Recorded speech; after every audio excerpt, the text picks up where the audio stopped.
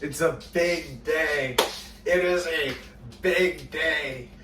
Big C is here. That's not why it's a big day, though. It's a big day because this is Cooking with Cameron. This is the Fourth. Cooking with Cameron. Yeah, today we're going to be making bannock. And bannock, I know how to make this. Unlike the other two, I made this before I'm doing the recording. Yeah, to make bannock, you need a third of a cup to make bannock, you roughly need about 3 cups of flour. Now, for my purposes of this video, we are going to be making half of what the recipe calls for. So we'll be doing 1.5 cups of flour. Just pour it in to your mixing Pour it into your mixing bowl, your flour thing, just put it in. You fucking, doesn't matter. Next, you want to use a cup and a half of water, but it should roughly be equal to, is it a quarter cup? About 3/4 of a cup of water.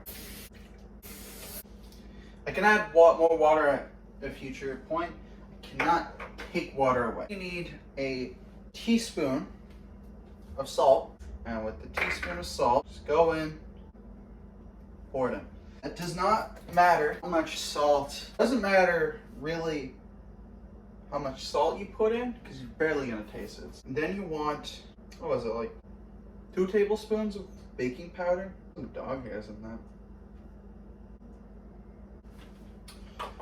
Calls for about 1/4 cup of butter, but because the butter is solid, not liquid, you can just get out a spoon, measure to about half of the measuring thingy-mabobber. Once you have this, you gotta get your fork, stir it around. Just stir it around until it gets to a consistency. That should be enough. So you don't need any eggs, any milk. You just need water, flour, baking powder, salt, and butter. It's very easy. That's why it was part of its history. So the history of bannock starts in around Canadian natives. They were placed onto the reserve system. It was very simple. See, pretty much universally across Canada.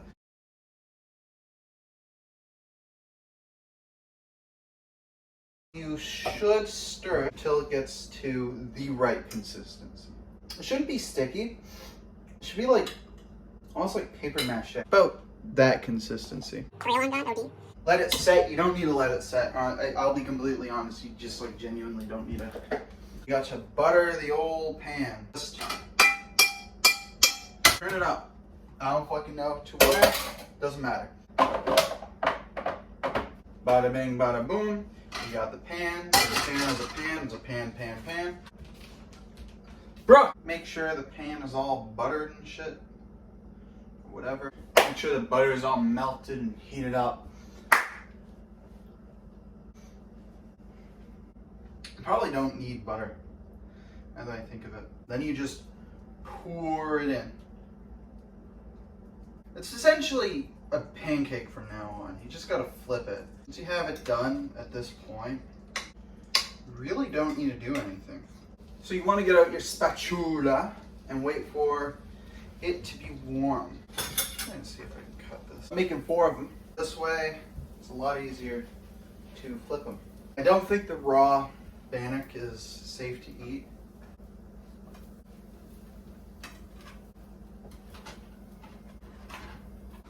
Now, just to make sure that it does indeed keep hot, I'm gonna take some of the spray on shit.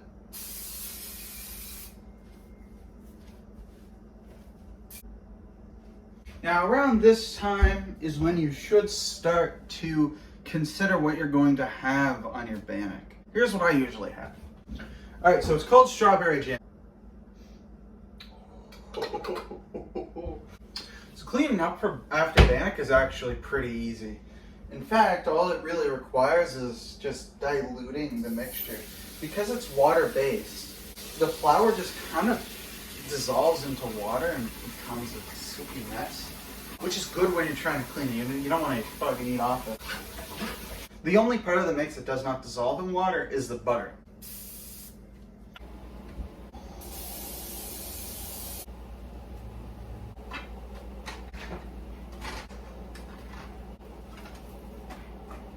Alright, once it's done, you gotta take it off. No shit. Oh my god, guys. When you're done, something that's on the stove, you have to take it off. And once you're done with this thing,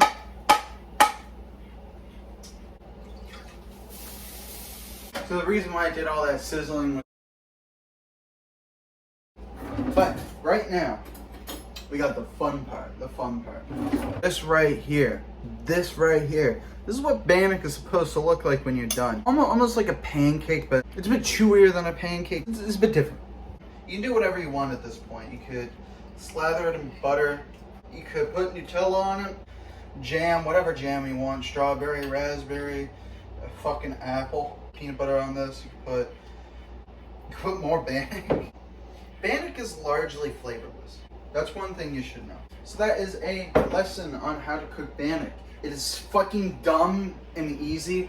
And if you're watching this video because it's the third cooking with Cameron. You're not watching this video because, hey, he's going to teach me how to make bannock. Bannock is stupidly fucking easy to learn how to make. And I made it on my first try with just simply a list of ingredients. You just pour the ingredients into a bowl and put it on the stove. You can put it in the oven if you want, but you just cook it. You cook it. It's not